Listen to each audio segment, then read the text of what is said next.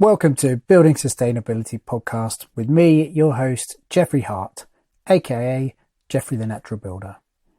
Every fortnight, join me as I talk to designers, builders, makers, dreamers and doers, exploring the wide world of sustainability in the built environment by talking to wonderful people who are doing excellent things.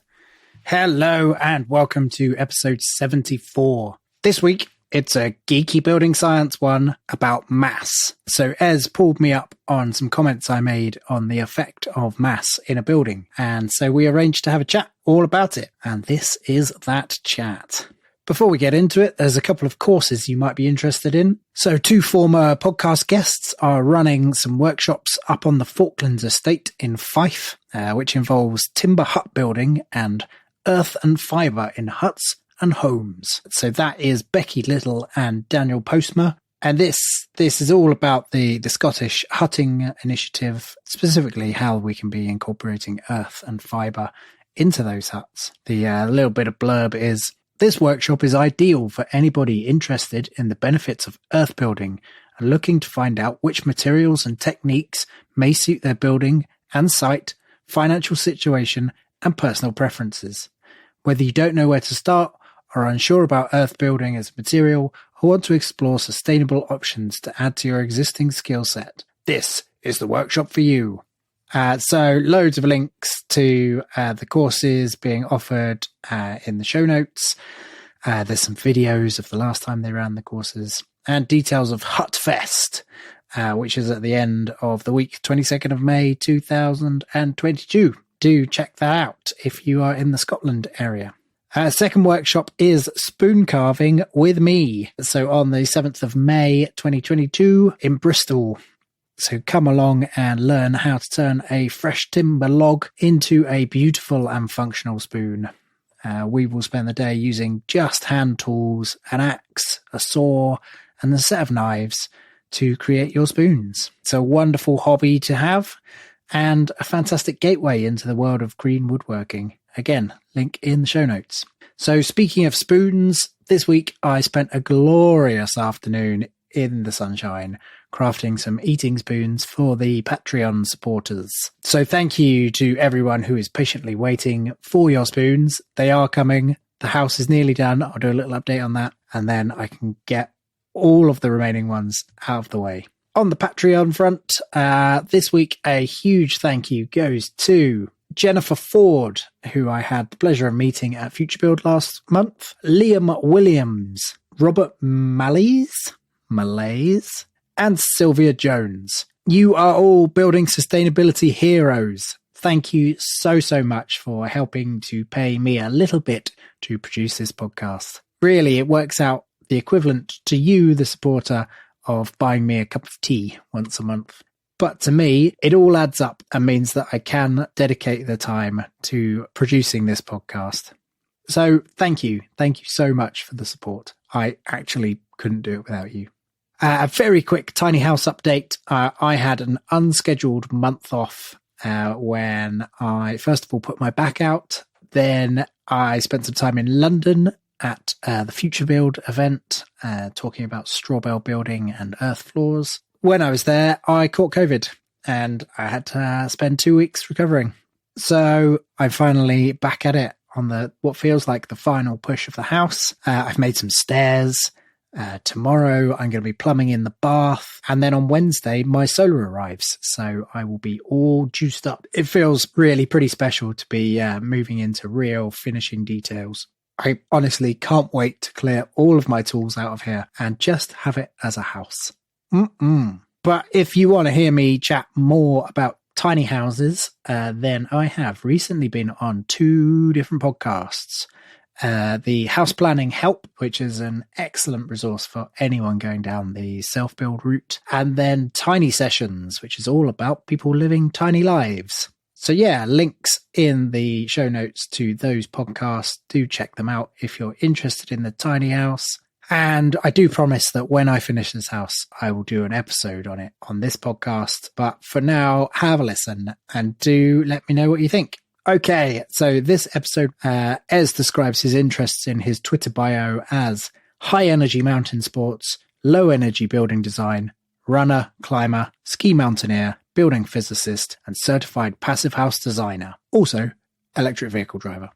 This episode is quite heavy on the building science side, and it mainly centers around an article that Ez wrote and then sent to me when he heard me talk about the role of mass in another episode. I do recommend that you have a read of that article. A link is right at the top of the show notes. It might be good to back up what you hear with reading it. Took me a couple of reads to get my head around it. Right. That's it from me. I am back at the end. Enjoy the episode.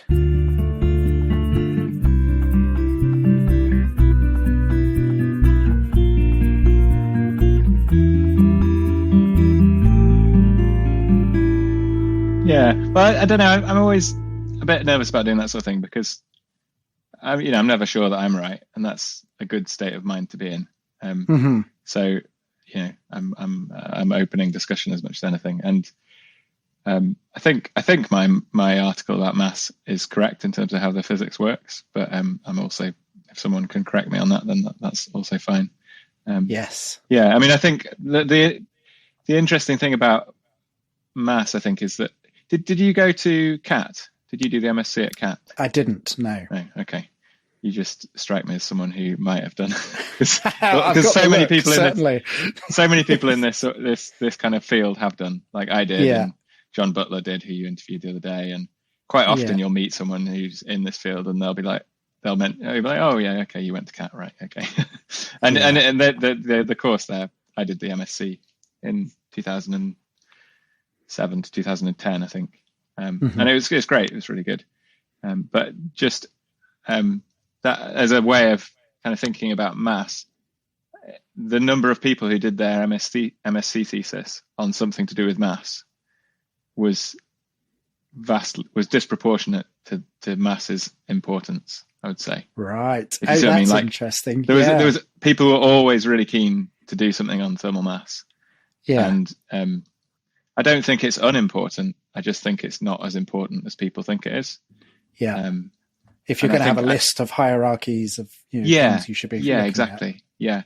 And like, to the extent I would say it's not worth chasing thermal mass in a building for the sake, it's not worth choosing a material because it's got thermal mass. Like in most cases, like there are a few exceptions and we can talk about them, but usually usually it might be a nice added extra, but chasing mass for mass's sake, the return on the investment is not very good, both in terms of financial and also in terms of carbon, because obviously there are ways of doing thermal mass that are low embodied carbon, but there are also ways of doing thermal mass that are extremely high embodied carbon. Yes. Yes, indeed. And so and I suppose I'm a bit of a funny character really in terms of how I came to be where I am, and I suppose lots of people are like this, but I'm not an architect. I didn't do architecture. I'm not an engineer. I'm not an architectural technician. I did a degree in ecology, and so relevant. I've always been interested in like the environment and how we can reduce our impact on the environment. And I did a degree in ecology and didn't want to continue in that in an academic sense, but partly because it's just really depressing. Okay, yeah, fair enough. That's a bit brutal. A lot of the other reason was that I just wanted to go climbing all the time, and I didn't really want to have a career at all. Yeah. So I cycled rickshaws in Edinburgh for a couple of years and things like that. That were just like would get me enough money to be able to go climbing and yeah. So I was the same, but with snowboarding. So okay, exactly. I understand. Yeah. I think that's a healthy thing to do in your early 20s, is to not have a single clue what you want to do for your profession, and just get enough money to do the thing that you're interested in doing. Do the thing that you enjoy doing, especially if it's a thing that later in life your joints are gonna not let you do it. So do it while you can. So at the end of that, I kind of was like, well, I want to work in something to do with the environment, because, from I guess, a teenager, I was aware about climate change, and I kind of like, well, this is clearly the important thing that we should be working on, and I'd like to work on something in that. And I had a job I did a few like placement work experience type things, and then I had a job in a recycling center, going into schools and teaching kids about recycling. Okay. To try and like improve the recycling rates from schools. What sort of year was this? This was like 2004 or 2005. Okay. And so absolutely nothing to do with buildings. Didn't know anything about buildings. But I guess as a mountaineer, as someone who like climbs in cold places, I was always quite interested. I was always really interested in how clothes functioned. And I was kind of a bit sponsored as a climber, and I was a bit involved in like developing gloves and clothing for mountain equipment. Yeah. And so I was always interested in the like physics of how outdoor kit keeps you warm. I remember having an argument with someone who claimed that you'd stay warmer in a sleeping bag if you slept without any clothes on than if you slept with clothes on. I believe the army tell you that. Yeah. I don't think it's true. But again, I'm willing to be corrected. What was the thing they said? Because I went on a sort of bushcraft course when I was in my early 20s. And they said, yeah, you need to take your clothes off because otherwise you're insulating yourself from the insulation of the sleeping bag. Which, you know, that's I just kind of understood. Yeah. And then later on went, wait a minute. Yeah. Like if you've got a house that's got 100 mil of insulation in the walls, and you add internal wall insulation, it's like saying that'll make your house colder because it's insulating you from the insulation. Yeah. Yeah. The reason that this person gave was that it reduced the amount of air around you, and the air was what kept you warm. And air is what keeps you warm in most insulation, but it keeps you warm because it's trapped. Yeah. Like air that's not trapped doesn't keep you warm. It'd be like, you know, if you wore, you know, those zorbing things. Yeah. Like where they put you in a big inflatable ball and you can roll around and bounce into people. Mm-hmm. It'd be like if you slept in that when it was really cold, you'd get really cold, wouldn't you? Even though you have all this air around you. That's because the air is not trapped. It can convect and take heat away from your body really quickly. So if you, unless your sleeping bag is so tight that like wearing loads of insulation compresses the down or something, I think it's nonsense. Like you want to, if it's dry clothes, you'll be warmer with them on, or on top of you, in your bag or on top of your bag. But yeah, So I remember being really interested then in like the physics of how do you stay warm in an environment where, you know, that's essentially like a low energy building problem, isn't it? It's like minus 15 outside and my body is producing 100 watts. How do I maintain 37.5 degrees or whatever your body temperature is? Yeah. So I kind of always interested in that. And then I was doing this job in a recycling center, teaching kids about recycling and climate change. And then I saw this job advertised at this Earthship in Fife. I was living in Edinburgh at the time, and there was this Earthship in Fife that was running as a visitor center. And I thought, well, yeah, this sounds great. This sounds really interesting. And I went to the interview and I read up a bit about Earthships and what they were, and was completely like, oh, that sounds amazing. That sounds great. And I think, I don't know if this is true of everyone, but there's certainly a tendency amongst kind of I think this is a common route in that amongst eco builder types is they like the idea of self-sufficiency. Mm-hmm. They like the idea that they can generate all their energy on site. They can deal with their waste on site. They can grow their food on site, and they're just like this little microcosm of independence. Sort of the prepping without the guns. Exactly. Yeah. There's some interesting like Venn diagrams you could do there, isn't there? Like between preppers and eco builders. Yeah. So I was interested in that, and I guess like even as a kid, I remember like having this dream that, you know, I was like 4 or 5 or 6. I was going to be a caveman, and I even had like a cave lined up, and I was going to like snare rabbits, and there was a spring on the hill. It was like the hill near our house, and there was a spring, and I was going to get water from there. I was going to snare rabbits, and I think there was a girl in my class. She was going to come and be a cave woman with me. I don't know if she was really up for it, but that was my idea.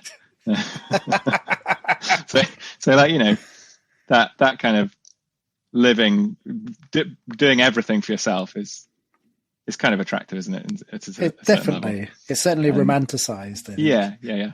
So this idea of like a building that it needed no heating, it generated all its own electricity, it recycled its water like 4 times or something. It captured all its own rainwater, and then you used it for like 3 different times or whatever. Grew load of its own food. It sounded, you know, really seductive, and so I went to work there. I didn't build it. In the I think in the last podcast you said that I was an earthship builder. I wasn't involved in the building of it at all. Okay. It was already built when I went to work there. It was like a single room earthship with a toilet, and it was like a visitor center. So people would come, and you'd either booked or they would just turn up, and you'd give them a tour and tell them about it. And so I kind of ran it as a visitor center and gave these tours and things for like 18 months. I think it was certainly over 1 whole winter, maybe 2 whole winters. Mm-hmm. And basically I became very interested in the physics of it, and it didn't work very well, basically. Right. Thermally, like it was cold in winter, like really cold. Which should we start with maybe sort of what do they say about how an earthship should work? So an earthship is the kind of extreme end of like the thermal mass is great thing, and so it's an earth sheltered building that's made out of tires rammed with earth. So they build the structural walls out of tires rammed with earth.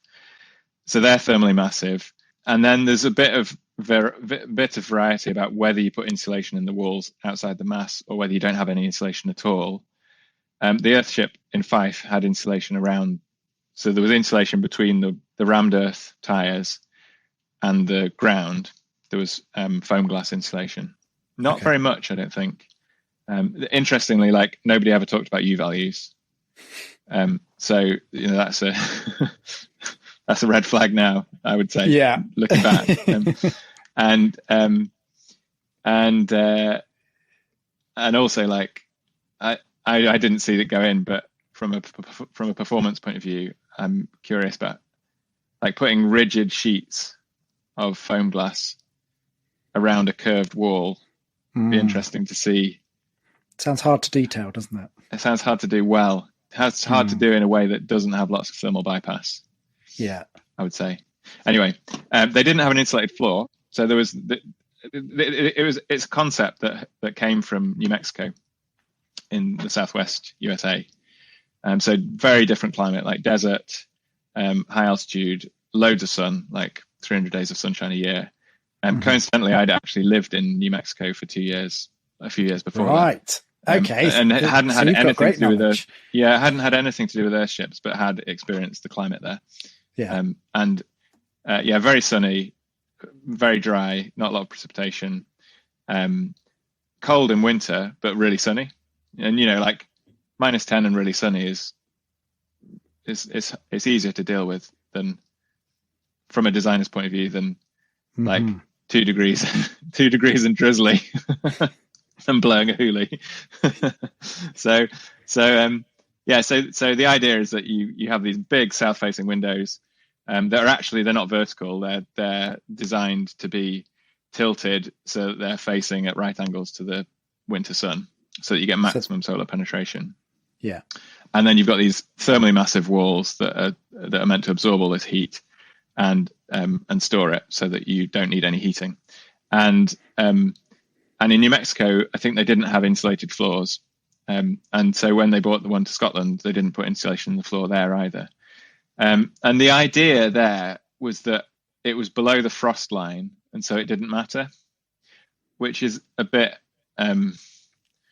yeah, I remember having lots of discussions with people about this because I was kind of sat there, and often it was not very, there were days when it was busy with visitors, but there were often days when it was not busy, and you'd be like, well, I'm too cold, and it sounded good when I read about it.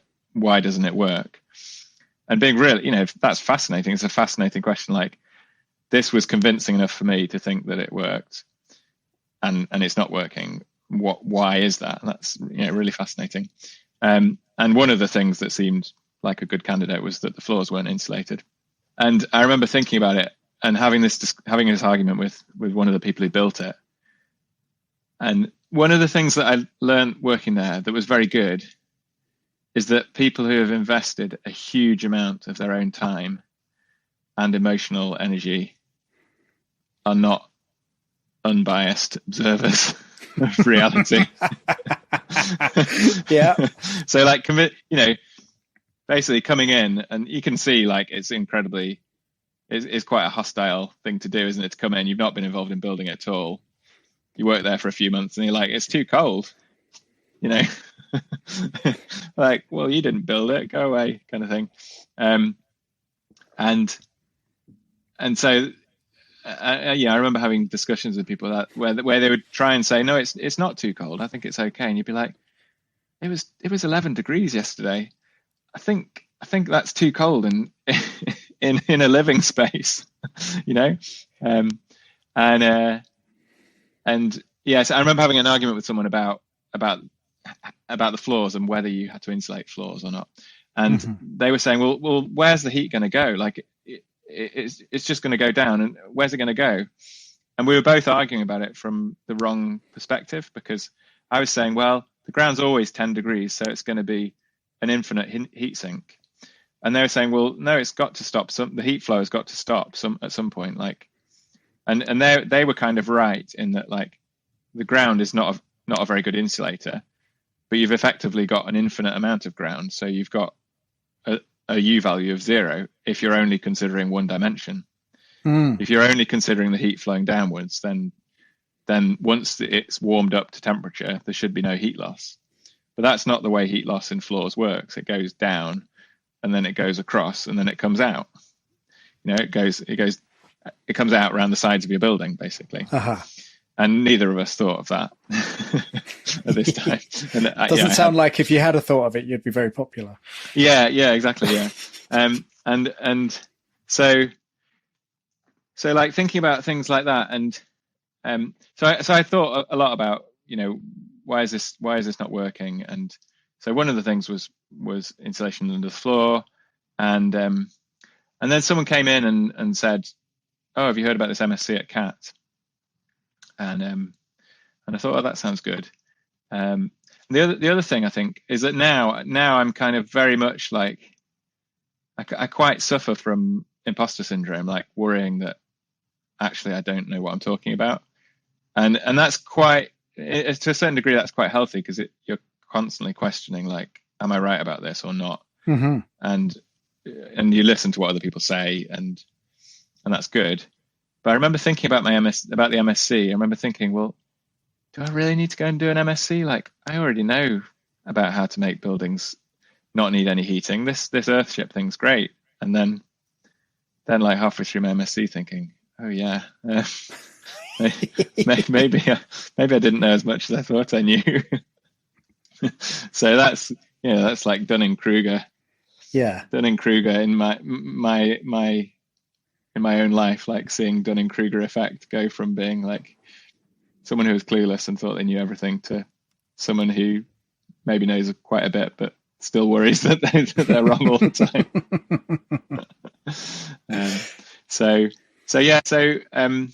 Don't know where I'm going with this. Like basically a thermally massive building. There was some insulation, but the focus was very much on thermal mass and like glass and mass, basically. I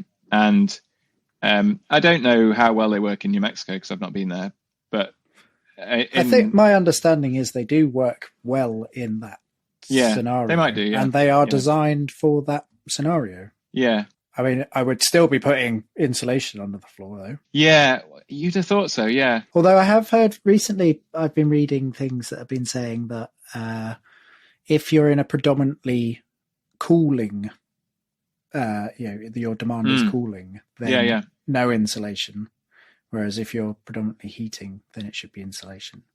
Yeah, so for the floor, I think that maybe it works in New Mexico, and it works because they've got so much sunshine that in winter it's not a big challenge to stay warm if you've got a reasonably well insulated building and loads of glass, and that the challenge is staying cool in the summer.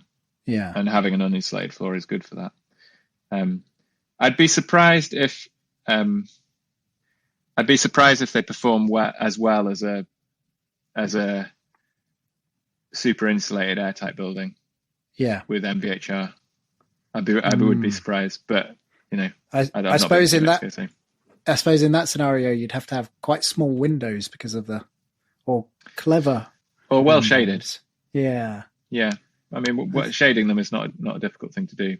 That's true. So yeah, very much like focusing on thermal mass and glass there, and then as I've learned more about insulation and airtightness and heat recovery, ventilation, and things, I was often struck by how much people would think thermal mass was really important, and it was often to do with the idea that you talked about in that podcast, where the evidence that it works really well is that the house doesn't cool down very quickly, and that you open a window or a door and you come back an hour later and the house is still warm.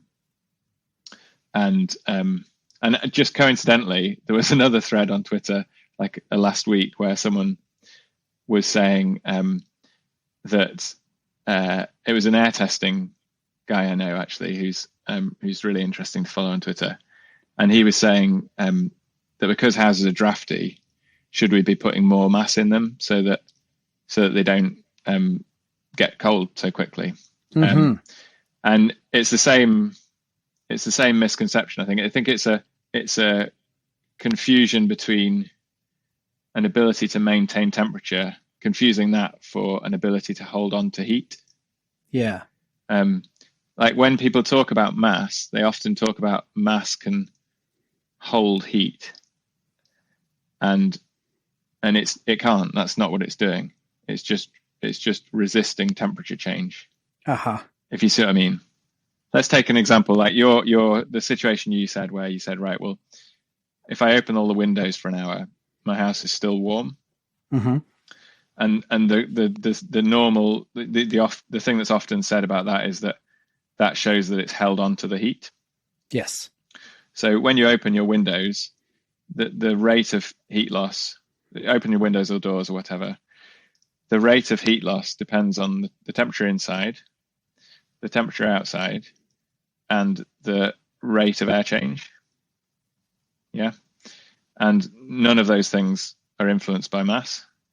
And in fact, so if you have a thermally lightweight building that's 20 degrees Celsius, and you've got a thermally heavyweight building that's 20 degrees Celsius, they're otherwise identical. You open the same number of windows in them for 10 minutes, and they're in the same climate, same. Yeah, this is a magic world where, of course, yeah, you open the same windows for 10 minutes, you'll have the same air change rate, and they both will have lost the same amount of heat, because they'll have lost the same amount of air, and they will have changed over the same amount of air, and they will have changed 20 degree air inside for 0 degree air outside, or whatever it is. And so they've lost the same amount of heat, but because the thermally massive building has lots of heat stored in the walls, it feels the same temperature as it was, or it hasn't cooled down very much at all. Whereas the thermally lightweight one, so let's say the thermally massive one has gone from 20 degrees to 19 degrees when you close the windows again. The thermally lightweight one has gone from 20 degrees to 16 degrees. You've then got to warm them up again using your heating system back up to 20 degrees. Because they've lost the same amount of heat, you have to add the same amount of heat to get back up to the same temperature as you were at before. So the amount of temperature change that they've seen is different, but the amount of heat loss that they've experienced is the same. I think so. I think I'm with you. I mean, I've read and reread your blog post. Yeah. I feel like I've come to sort of a better understanding because of it. Yeah, that's good. But actually, it's more complicated than that because oh no, it's because the rate of heat loss depends on the temperature inside and the temperature outside. So that's called delta T, the difference in temperature. Because of that, and because the thermally heavyweight building stays warm for longer, it's actually lost more heat because let's say let's say you leave the windows open for an hour. Mm-hmm. The first 5 minutes, they're both losing heat at the same temperature, at the same rate, because they're both 20 degrees inside and they're both 0 outside. After 5 minutes, the thermally light one might be at 19. The thermally heavyweight one's at 20 still, or like 19.9 or whatever. And so the thermally heavyweight one is losing heat faster because it's warmer. Yeah? Okay. That makes sense? Why is it losing heat faster because it's warmer?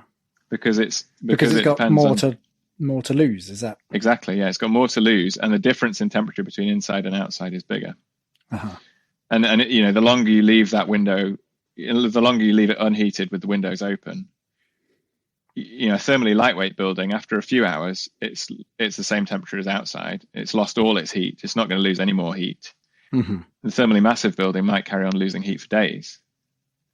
And at the end of that period, it's lost a lot more heat. And the way to the example to think about this is if you've stayed in like intermittently occupied stone buildings. We used to go and stay with. We had a friend who owned a cottage in North Wales, and it would get used like maybe every other weekend. And you go there in winter, and it would take a few days to get it comfortable with the fire raging. Yeah. And then it would be nice. And then presumably when we left, it would take a few days to cool down again. Yeah. And so in that situation, the thermal mass is really working against you because you're intermittently occupying it and you're having to put in loads of heat to get it up to temperature.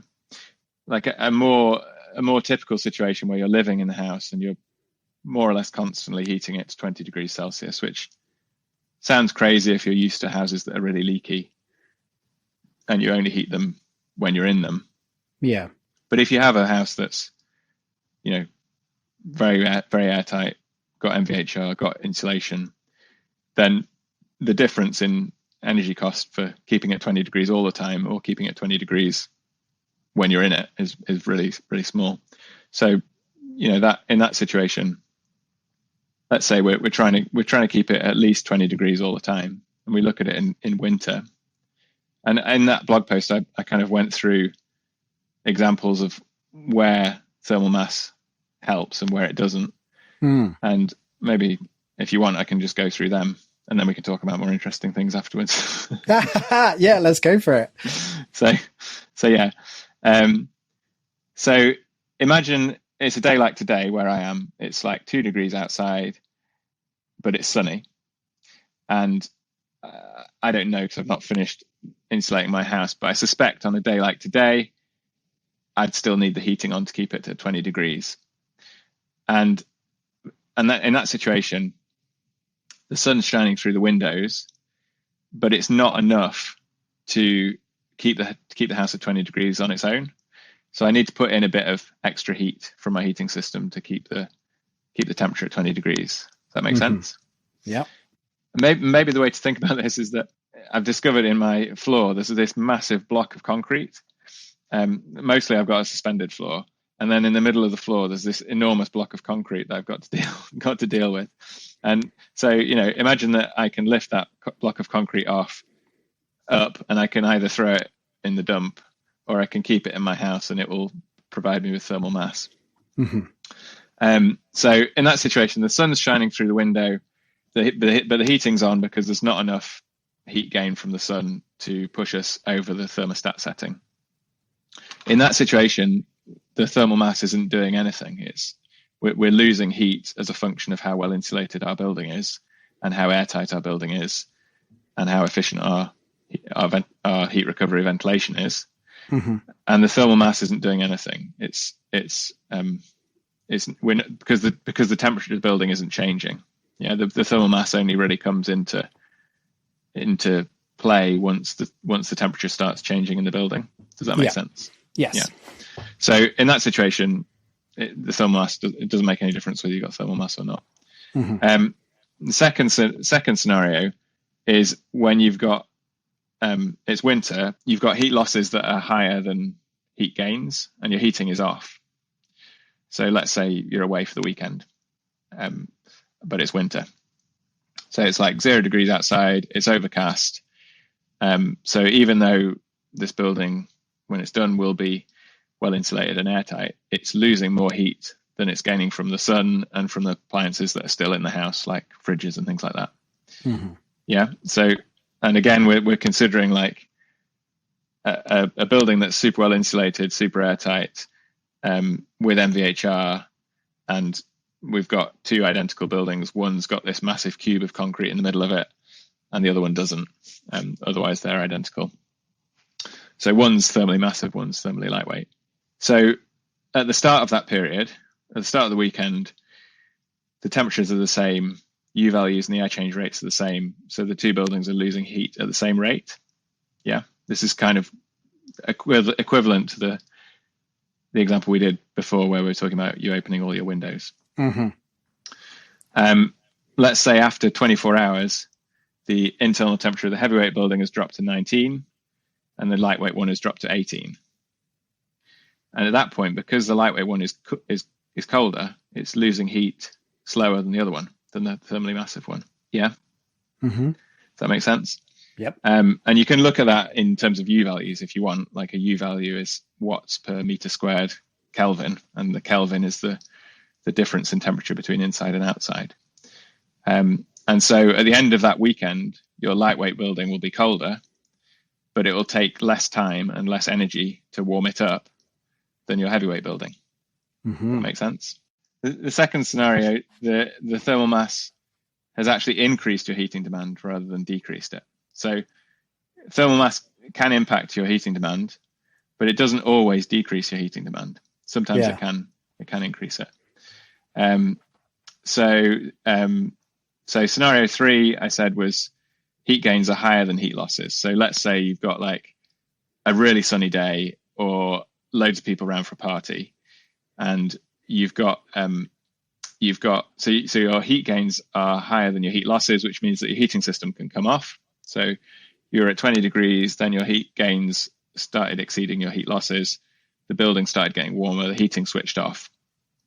And in that situation, the thermal mass will mean that the heating, the temperature in the building goes up less than in the lightweight building. Does that make sense? Yeah. And that has two impacts. So it might mean that you can, it might mean, like, let's say we have a few hours of this internal gains being higher than losses situation. And after a few hours, the lightweight building might be 23 degrees and the heavyweight building might be 21 degrees. And at that point, because the lightweight building is hotter, it's losing heat at a higher rate. That makes sense? Mm-hmm.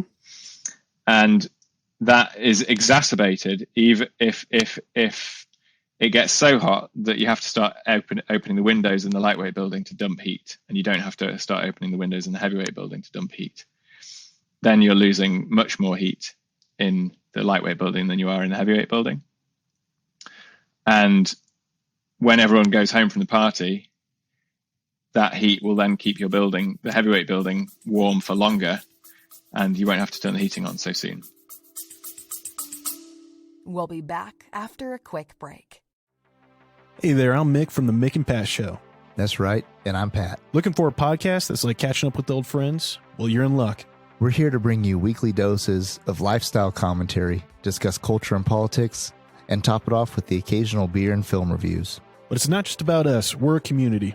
Our listeners are our kin, and we let you all have a say in what we discuss. So saddle up and join the conversation at the Mick and Pat Show.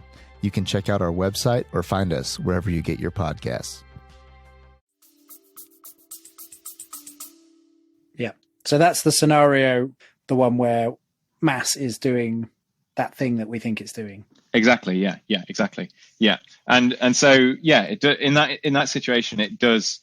It can reduce your heat demand, and it does typically it reduces your heat demand a little bit, but compared to super insulation and air tightness, the impact is usually relatively small. Right. And so compared to like the amount of attention it gets from people who are interested in this sort of thing, I think it's relatively small. So in that situation, it does have an impact. And then the other thing that people often think about, and this is kind of what earthships were trying to do, is trying to capture the heat from the sun in the summer and store it for the winter. And this is that's kind of interseasonal. Interseasonal, that's what you call it. Yeah. And that is a really kind of seductive idea, but the quantities of mass involved are huge. They're really, really, you need a lot of mass to do that. What sort of size are we talking? I don't know, like concrete floors and concrete in your walls, and I don't know. I haven't sat down and done the maths actually on that, but I think the Passive House Institute did there's some stuff on Passipedia about it, and I kind of got to the point with that where I just thought, well, we know that it's possible to make a house that only needs 15 kilowatt hours per meter squared of heating per year without using lots of thermal mass. So the amount you can improve on that, even if adding all of that mass meant that you needed no heating whatsoever, that's a small improvement, because you're going from Passive House standard, which is, for a typical size house, is about £100 a year of heating, to keep it 20 degrees all the time, which is radically different from how I heat my house because I'm worried about climate change, I guess. I spend like before we started retrofitting our house, we were spending like £500 a year on heating oil, but it was miserable and cold, to heat it so we're only going to save £400 a year in heating bills, but it's going to be radically nicer to live in. And lots of people are in a similar situation to that, I think. So the fact that you can make a passive house building without needing lots of mass means that you're only making a marginal improvement to go from 15 kilowatt hours per meter squared a year to 0. So even if adding loads of mass did that improvement for you, the payback in terms of money and in terms of embodied carbon would be poor, I would say. I mean, I did notice that in your example, you talked about concrete being mass. Yeah. I mean, I obviously think of mass as earth. Sure. And, which has a radically different embodied carbon. Certainly. It certainly does, but it's still a lot of work and potentially money to add mass, unless the material you choose to build, and you're choosing it because of its thermal performance in terms of U value and its environmental impact in terms of embodied carbon and other stuff, and its air tightness benefits. Those are probably the three things you should be thinking about. If coincidentally it's also high mass, then happy days, But I think choosing it because it's high mass over other things is probably not the way to go. For example, rammed earth walls or cob walls, they're great, but they're quite high U value. It's difficult to get the same low U values. So we're saying they've got a cob wall has very little insulation. Yeah, exactly. Yeah. And so there's I did a bit of reading about cobage after your podcast last week, and it's interesting because what they claim is that because the embodied carbon is so low, that over a lifetime of the building, it's lower carbon than building to passive house. Yeah, and that's an interesting argument. I suspect that because we can build super insulated buildings without needing high carbon materials.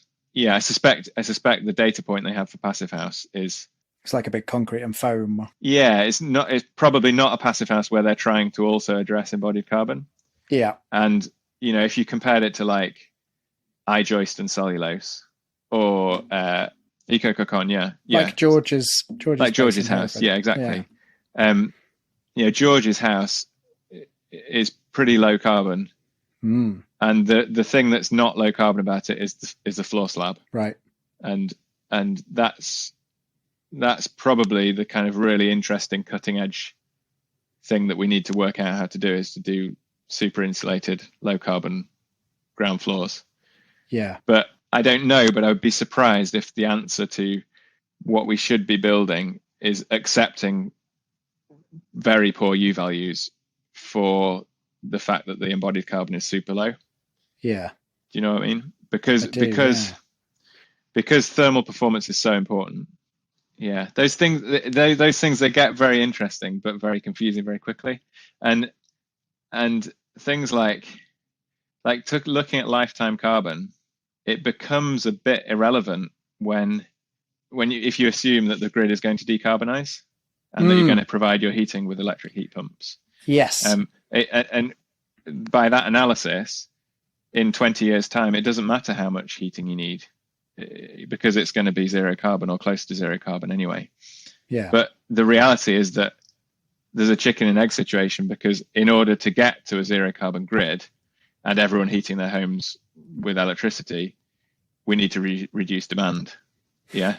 So like, yeah, the lifetime carbon impact becomes like a poor metric for how to assess whether a building's good or not. Mm-hmm. Yeah. So it's interesting. I kind of, from where I started of being really interested in earthships to where I am now, where I don't think that's the way that we should be building houses at all. Yeah. It is interesting. I think I learned a lot working there, about how buildings work, but also about how people, like I got into discussions with the head of earthships about whether they, how we should be improving it. And as in Michael Reynolds. Yeah. I remember an email correspondence between me and my boss at the Earthship in Fife and him. And I was saying, well, I think at the time there was a potential that someone was going to build another one in the UK, in Scotland. And I was saying, well, maybe we should try insulating the floor on this one and see whether it works better. And he was really hostile. And at one point he said, like, how many earthships has Ez built around the world, and how many have I built? And, what does he know, kind of thing, which was a fair point. I was like a 24-year-old person asking questions, but I was asking questions that were actually pretty valid because I was sat in a 12-degree office. Yeah. And I was thinking about, I was really interested in making it work, basically. But also that when I discovered that you could simulate building performance in a computer, it's like, oh, right. So you don't have to build a building every time you have a question about whether you should do something differently. Like, should we insulate this floor? Oh, well, we could spend 3 years building another building, or we could just look at it in a computer and it'll tell us whether we should insulate the floor or not. So I kind of got really into simulation of buildings from that, and that kind of led on to my PhD and things like that. Right. Was in building energy simulation, and yeah, so it kind of, it's interesting where you start and where you end up. Yes. Yeah, I don't know what's your tiny house in terms of what you're doing in terms of, are you going to plug into the grid? And well, so I'm off grid. So in terms of energy, I'm just speccing the solar system at the moment. Yeah. It does have underfloor heating installed, but that was kind of future proofing.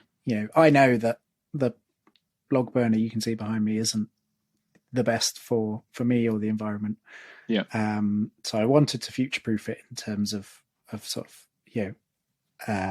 low carbon or no carbon electricity or heating.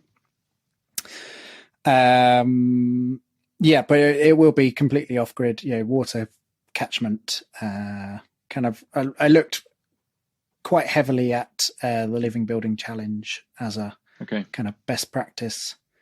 And I hadn't really even considered rainwater collection as a necessary thing. I just thought, we've got taps. It's right there. Yeah. So that was an interesting kind of development. And then as it happens, where I'm actually going to park this house first, I say first because it is, it's a movable thing. So it's on a trailer, is it? How does it work? It is, yes. Right. Yeah, on a flatbed. Okay. But it's permanently on a flatbed. Permanently on a flatbed, yes. Right. Okay. Although, I mean, technically I could remove it. I could unbolt it. But Right. yes, for the sake of planning and all the sort of things that I sidestep by having it on wheels. Right. Yeah. That's why it's that. But yeah, I'm quite aware that maybe in the future I might end up parking somewhere that isn't in the middle of the woods. And so, it would plug in at that point. Yeah. So where you are at the moment, it makes sense to be off grid because you're miles away from a grid connection. Yes. Yeah. Yeah. And that's the sort of way that's my take on it now, is that you shouldn't try and be off grid if you're near a grid.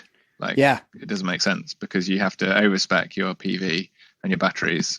You're speccing it for the coldest, darkest days of the year, and then for 10 months of the year, you've got so much extra power you don't know what to do with it. And that kind of the Earthship idea was that you're completely off grid, and I thought that was great at the time. And it's interesting how that that idea of that romantic idea of being self-sufficient percolates down, and I think it still has an impact that is sometimes negative on people's design aspirations. So, for example, like they might not be trying to be off grid, but they might be saying, well, we want to make sure that we're generating as much electricity as we're using over the course of the year.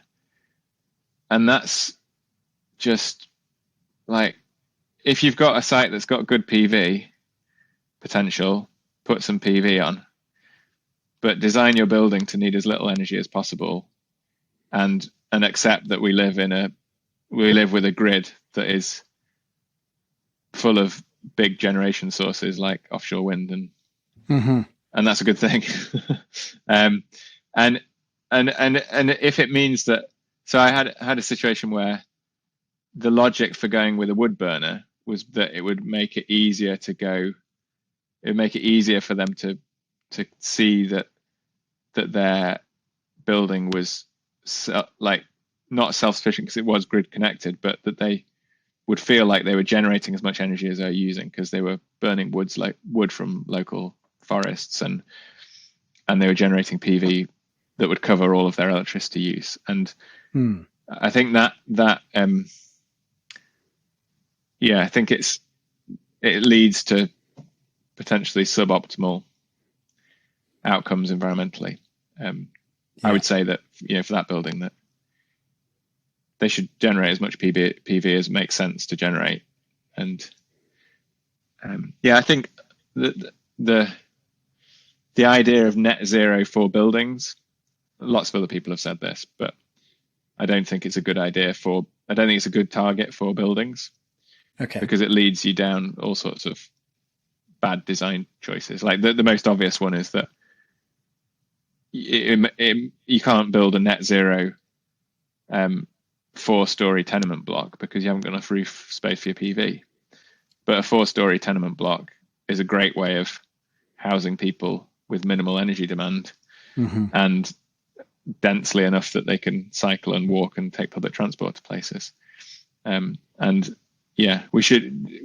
think it makes sense to have minimal energy demand and then generate electricity where it makes sense to generate electricity. Yes. So not think of things as isolated units.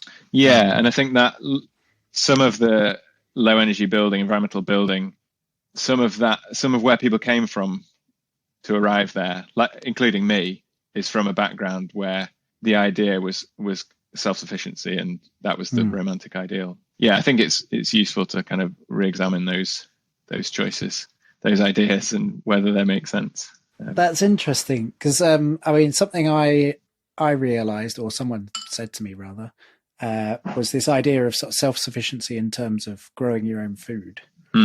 And everyone's got this ideal, they'll grow all their own food, but actually the realism is that it would be better to be in a community where everyone grows a bit of one thing and they share.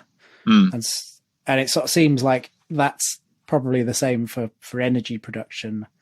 Thinking of things on community scale rather than, like we have these two opposite ends where we think national grid or we think individual house and nothing in between. And actually kind of community seems like you would solve sort of both of those problems.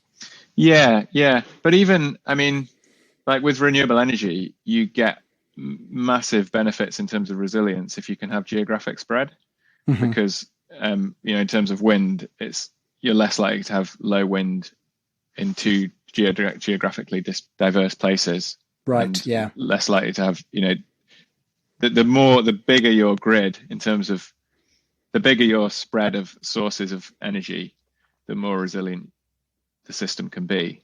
Sure, yeah. And I think that's the way things are heading in terms of big offshore wind farms. And that's a counter to some of what we all grew up reading about, small is beautiful and that sort of thing. Yeah. But I think it makes sense in terms of building a system that's as resilient as possible for as low cost as possible. But I think that the community level is very important as well, because it's good to have like buy-in from people.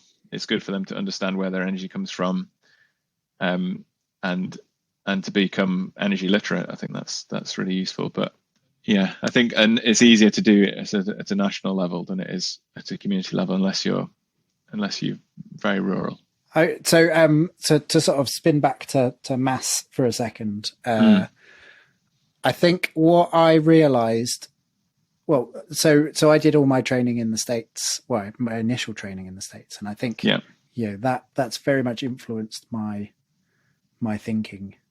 And I think a lot of it, this mass thing, is more about ease than it is about sustainability or efficiency, probably the right word. And I think a lot of places out in the States had a wood burner or had something like that. Yeah. And therefore they were, if they had a high mass or a building with mass in that they could heat up, they could burn one big fire a day. Yeah. And then it'd be, they'd be warm, as opposed to if it was very lightweight and, they maybe have to have a couple of little, well, if it was a very efficient building, they wouldn't, of course. Have to Yeah. But, the sort of thought process is that. And so that's sort of where I've got to in my thinking, is that potentially easier, but that doesn't make it better. As often easier doesn't. Yeah. And I mean, I think if you've got, in a low energy house, it's hard to have a wood burner that's low enough output. And so having mass in that situation will make it, will potentially make it easier, but it's not without risks. I think, like I have a passive house project at the moment where the client wants to have a masonry stove. Oh yeah. And I've gone down that rabbit hole. Yeah. Very seductive. Yeah. And so the risk there, I think, is that you have a cold day, you light your masonry stove for an hour or whatever it is, and you heat up all your masonry, and then the next day it's sunny and you get too hot because your stove is still kicking out heat, and there's a feeling amongst quite a lot of people in passive house circles that underfloor heating in passive houses is difficult to do well.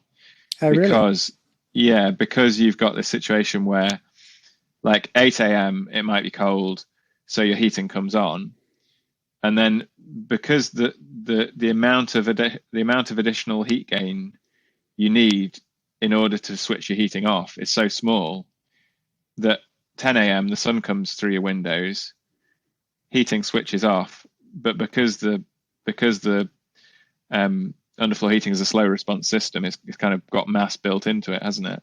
Yeah. You've already got a few kilowatt hours in the pipeline that is going to be released into your house. You can't do anything about it because it's already switched off, but you know the floor is already at that temperature, and it's going to release that as it cools. So you're talking massive, the hot water pipes in some kind of mass, as opposed to electric cables under. Yeah, hot water pipes, so they can work with heat pumps. Like even just in a lightweight screed, that's a slower response system than the radiators. Yeah.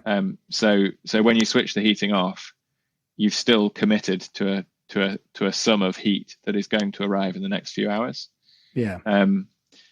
And I'm thinking, like, at the moment we've got an Airbnb cabin in our front garden, which we're living in while I do the house, and that's got underfloor heating, and it's just electric resistance underfloor heating, so it's a bit different. But I don't think there's any mass there, and it's a very slow response system.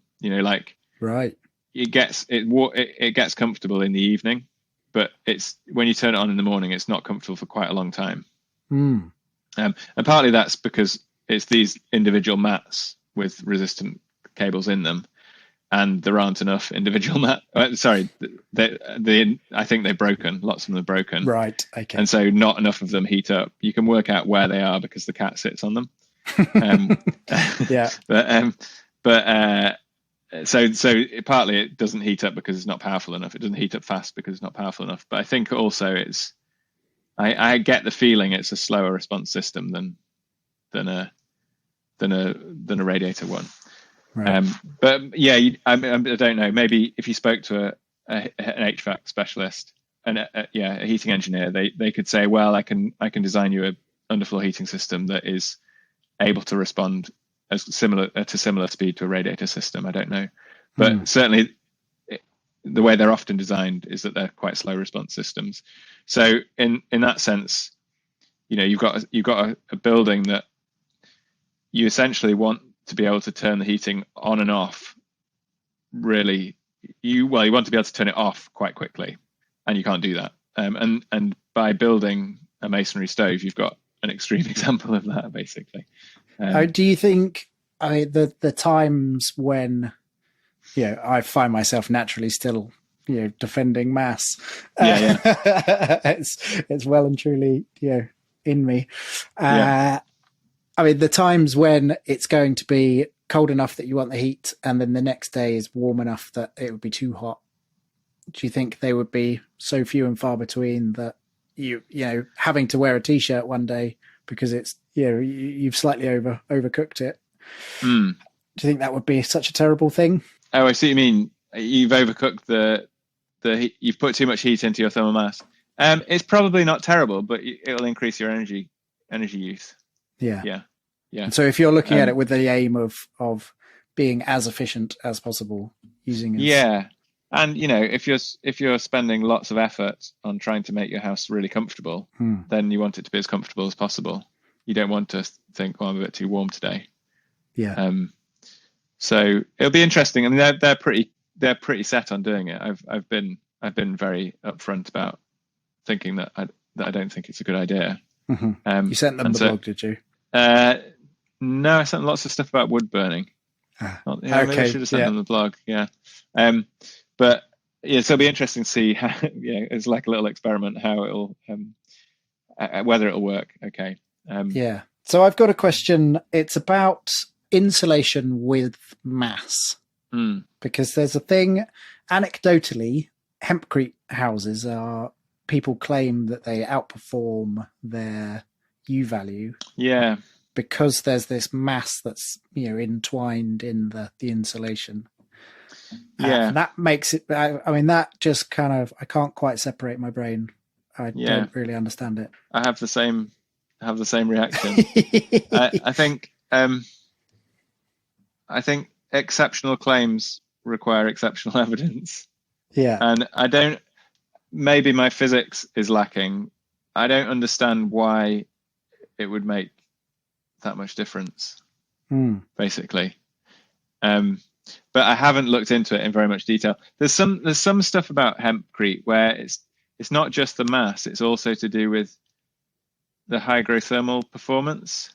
So the way that it buffers moisture, and the idea that when the moisture condenses in the structure, it releases heat, and then when it evaporates, it absorbs heat.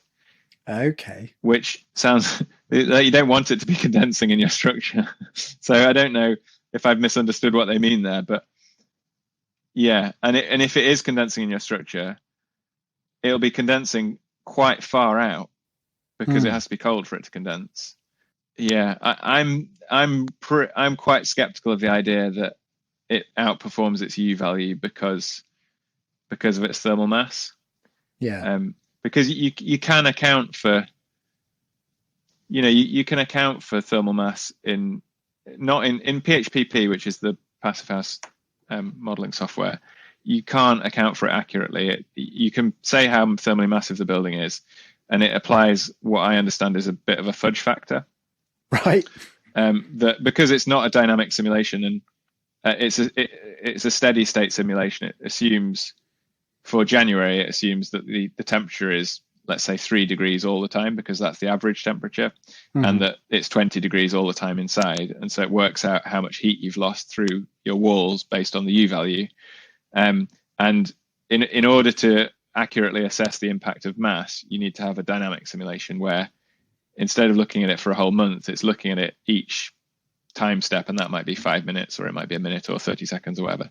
And it's saying, right, what heat gains are happening in this time step, and what heat losses are happening. And at the end of the time step, is my space warmer or colder than it was before? And in those simulations, you can take into account the effect of thermal mass. And what you see, I've not done it with hempcrete, but for example, I've done it with simulating a wall that's thermally massive concrete with external insulation outside it. Yeah. And it performs a bit better than the same U value without the thermal mass, but it's not a lot better. It's not a big improvement usually. So I wonder whether I would need to read about hempcrete some more, but there are other things that might explain it. Like maybe it's easier to build. Like, do they mean that it loses less heat than its U value suggests, or do they mean that when you build a hempcrete building, it performs better than another building that you've built with other materials with a similar U value?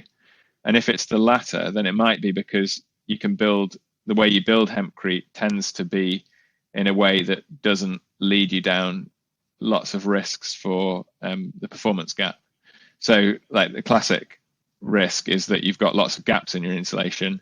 And so although on paper you've got this super low conductivity insulation and it's 200 or 300 mil thick and your U value is really low and that looks great. But if you've got the rule of thumb is that any gap bigger than 3 millimeters makes a big impact on your U value performance, on the real world U value performance. And because hempcrete, you're plastering it on, you're not going to have gaps like you do if you were insulating with, rigid foam insulation, for example. Yeah.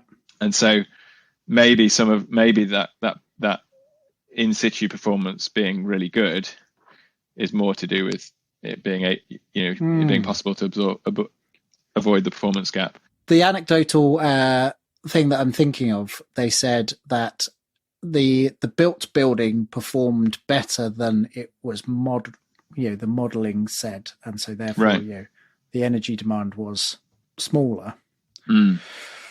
But I suppose that's there's all sorts of factors that could have caused that. Yeah. And the other thing is airtightness. Like if you're building with hempcrete, is it inherently quite airtight? It's quite open, isn't it? I think it's the plaster that's for the airtightness in a hempcrete. Yeah, but that's what I mean is that you are plastering. hempcrete. Oh yes, generally. So yeah. it tends to be quite an airtight construction. Hmm.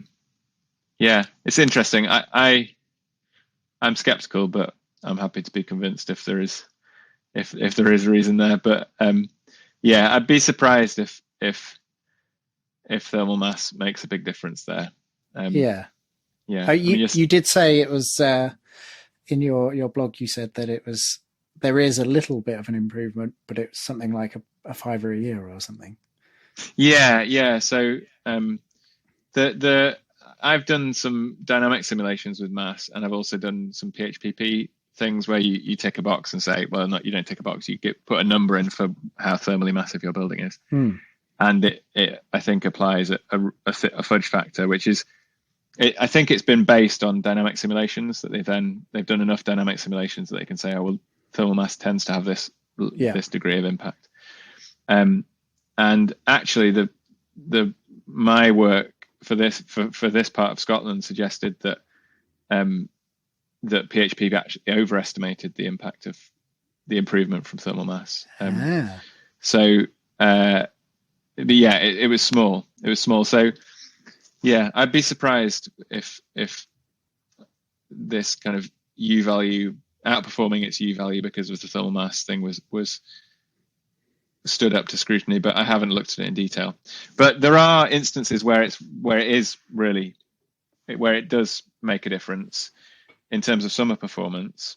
And those are people often think about that in terms of thermal mass in the building, meaning that the building doesn't get too hot. But actually the one where it makes a big difference is the in the walls and the roof, if they're getting direct sunlight.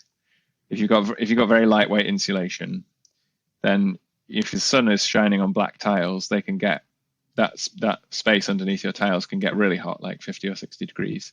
And so you get a wave, even though the roof is well insulated, you get a wave of heat coming through that insulation. And that wave of heat takes much longer to arrive in, for example, a wood fiber board insulated roof. And when it arrives at a time of day where you can open the windows and it's started to re-radiate to space rather than to carry on radiating into your house. So I think it does make a noticeable difference there.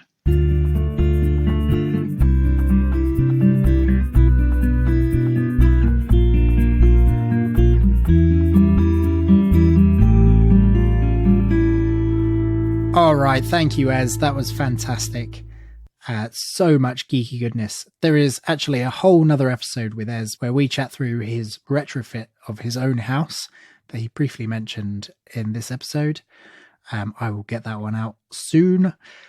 What I want to say, oh yes, so that question at the end about hempcrete outperforming what it's supposed to do, Ez actually posted a question on Twitter about that. And got a fascinating response from Craig White, which talks about, he gives a link to a paper written by Pete Walker and Mike Lawrence of the University of Bath. And it's all about the hygrothermal properties, including the absorption and desorption of moisture. And he says there is an energy exchange required to enable absorption and desorption of moisture. And the U values determined by steady state thermal flow cannot reflect phase shift effect. So if you understand what that means, then you'll probably want to check out the link in the show notes. A reminder that the link to Ez's article is in the show notes. Do have a read if some of what was talked about didn't make too much sense. Do let me know what you think of this episode. There will be discussions in the Building Sustainability Community Facebook group. You can ask any questions there and I will feed back and get the answers for you. Do check out Ez on Twitter, link in the show notes. And if you get a chance, do please share this podcast with whoever you can. I notice a massive spike in downloads when people share an episode or they share just the podcast and say something nice about it. So you can help me out very easily just by giving it a share in whatever networks you have. So appreciate that. Hope everyone's well. All the best. Bye bye.